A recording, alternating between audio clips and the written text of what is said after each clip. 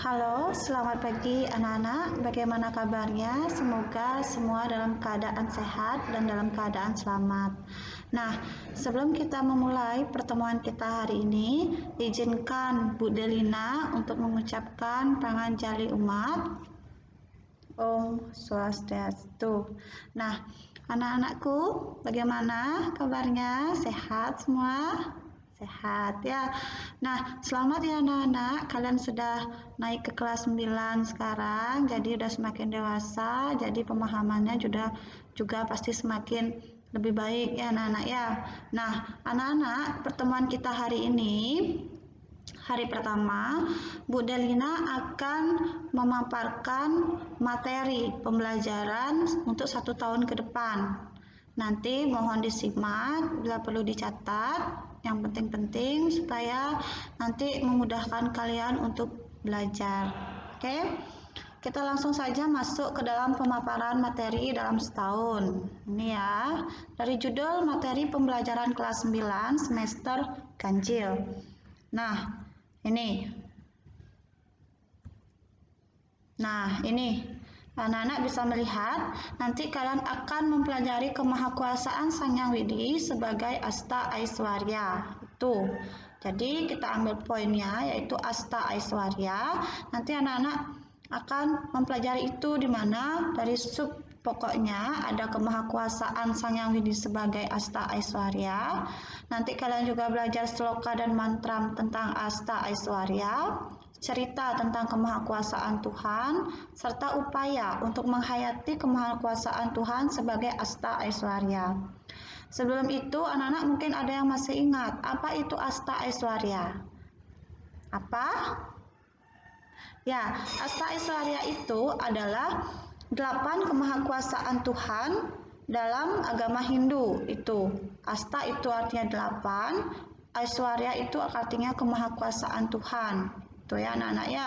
Mungkin anak-anak ada yang masih ingat apa saja bagian-bagian dari Asta Aishwarya. Kalau nggak salah ini pelajaran waktu SD. Anak-anak pasti pernah mendapatkan pelajaran ini di SD. Bagian-bagiannya ada 8 tentunya. Yang pertama ada anima, lahima, prapti, prakamya, isitwa, wasitwa, yatrakama, wasahitwa. Itu ya bagian-bagiannya anak-anak ya. Kita lanjut lagi untuk semester ganjil. Nanti anak-anak akan mempelajari parwa-parwa dalam kitab Mahabharata. Ini anak-anak ya.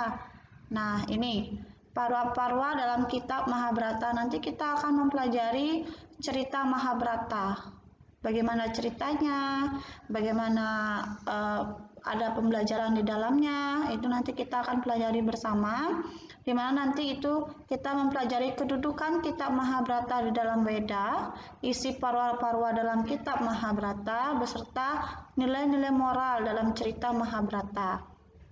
Sebelum kita mencari nilai-nilai moralnya, otomatis kita harus mengetahui dulu apa cerita dari Mahabharata tersebut, gitu ya. Kita lanjut lagi untuk bab 3.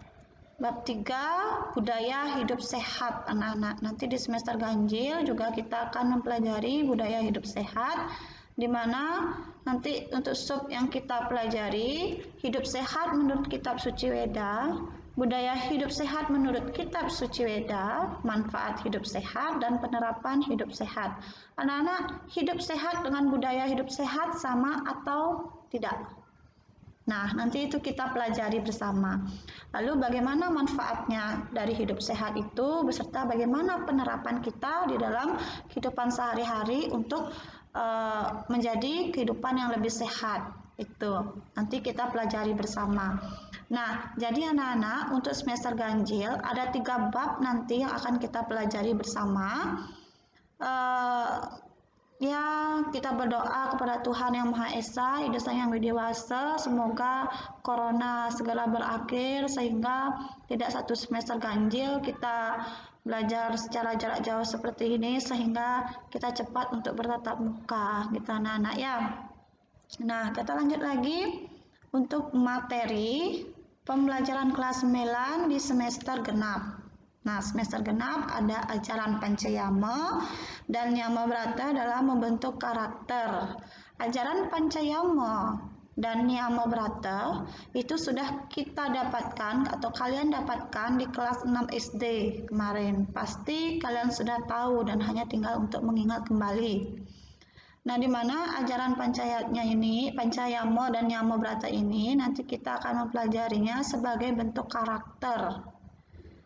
Sebagai membentuk karakter diri kita. Lalu kita juga akan mempelajari cerita-cerita yang berkaitan dengan ajaran Pancayama dan Nyamabrata beserta bagaimana penerapan ajaran Pancayama dan Nyamabrata dalam kehidupan kita sehari-hari. Nah, sebelumnya Bu Dana ingin mengingatkan kembali Pancayama dan Nyamabrata. Pancayama itu artinya apa? Pancayama artinya 5 macam pengendalian diri secara lahir, gitu ya. Sedangkan Nyamabrata artinya 5 macam pengendalian diri secara rohani. Tuh, untuk bagian-bagiannya nanti kita saat pertemuan lebih lanjut baru kita akan membahasnya, gitu ya. Lalu materi semester genap berikutnya itu ada perilaku dasamala dalam kehidupan. Nah, dasamala, kata mala juga pasti pernah kalian dengarkan. Nah, Bu Dana artikan, dasamala terdiri dari 2 kata, dasa dan mala. Dasa artinya 10, mala artinya perbuatan yang tidak baik atau perbuatan yang buruk. Nah, di mana nanti kalian akan mempelajari perilaku dasamala harus dihindari, kisah cerita yang berkaitan dengan perilaku dasamala, serta upaya menghindari perilaku dasamala. Anak-anak ya. Nanti di kelas 9 semester genap kalian akan mempelajari 2 bab. Yang pertama ada ajaran Pancayamabrata dan Nyamabrata dan yang kedua perilaku dasamala. Anak-anak ya. Nah, ini yang paling terpenting adalah proses penilaian. Untuk proses penilaian tidak jauh berbeda dari yang sebelum-sebelumnya anak-anak ya. Nah, di mana dari proses penilaian nanti yang akan dinilai itu adalah sikap spiritualnya. Sikap spiritual dan juga sikap sosial itu untuk nilai sikap, di mana nanti untuk sikap spiritualnya bagaimana kalian aktif untuk mengikuti kegiatan persembahyangan entah itu saat pembelajaran atau di rumah, karena nanti pasti Bu Dana akan meminta kalian mengirimkan sebuah video atau bukti kalian melakukan persembahyangan ya. Sikap sosial. Nah, sikap sosial itu juga nanti akan Bu Dana nilai dari bagaimana kalian mempunyai hubungan yang baik antara guru dengan guru, antara teman, dan juga bagaimana kalian itu di media sosial anak-anak. Karena tugas kita sekarang ini PJJ, pelajaran jarak jauh, jadi kan Bu Delina bisa menilai kalian tuh dari keaktifan respon kalian. Misalnya Bu Dana bertanya, ada yang menjawab. Jangan sampai Bu Delna bertanya, kalian baca tapi kalian tidak jawab. Itu responnya kurang aktif anak-anak ya. Selain responnya juga yang aktif, kalian juga harus bertutur kata yang sopan, baik, untuk menulis kata-kata, entah itu di WA group atau di GCR ya. Lalu ada nilai pengetahuan. Nilai pengetahuan itu berupa tes tugas, tes uraian, lalu walaupun pilihan ganda juga, dan juga secara lisan anak-anak ya. Dan juga nilai keterampilan. Nilai keterampilan itu berupa proyek, produk, praktek itu. Nanti akan Bu Dana suruh juga membuat sebuah video sesuai dengan materi yang bersangkutan. Itu anak-anak ya. Lalu ini untuk KKM. KKM kalian adalah 79 untuk mata pelajaran pendidikan agama Hindu dan budi pekerti. Nah, ini anak-anak ya, mohon kerjasamanya untuk mengikuti pembelajaran karena kendala dan kondisinya yang seperti ini, jadi mohon keaktifannya, gitu ya. Nah, sekian anak-anak pertemuan kita hari ini.